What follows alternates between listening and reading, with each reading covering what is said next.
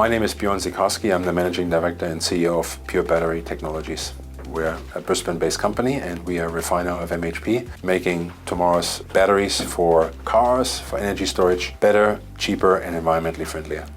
What PBT is aiming to do is enable a technology that was developed in Queensland at one of our prestigious Queensland universities, take that offshore, develop partnerships with both our suppliers and our purchasers to produce products that are needed globally. We're working on a process to understand why people were having trouble dissolving MHP. It's the selective acid leaching process that we've come up with, which is about trying to selectively dissolve the nickel out of this MHP material. The process we have is very simple, straightforward, and that means that it's easy to do and inexpensive to run.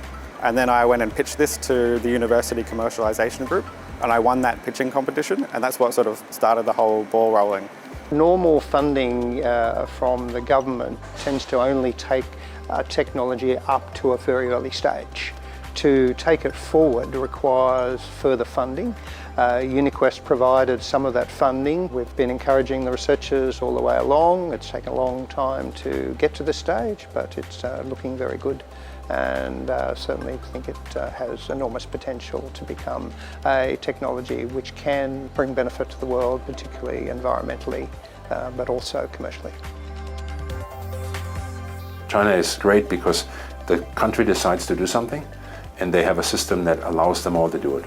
The country has decided that they want to do something good. They want to own a better social license to make things cleaner. For our sector, it's very important to know that we can deliver them a solution that is environmentally very friendly, fits with their social license that they're trying to achieve, and at the same time supports the biggest growing market for electric vehicles in the world.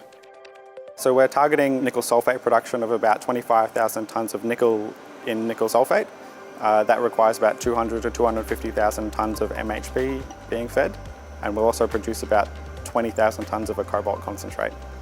There's been a real change in the last particularly 3 years as to what the world will accept from environmental output from vehicles, and I think we have to change with the world. We're very confident that we can actually demonstrate that our solution is one to be almost reckoned with, that it shifts the current landscape by quite a large degree in the area of nickel cobalt processing. At some point you realise that you're working with the right people, and that's, I think, the key thing with Pure Battery is that we realised that this was going to work.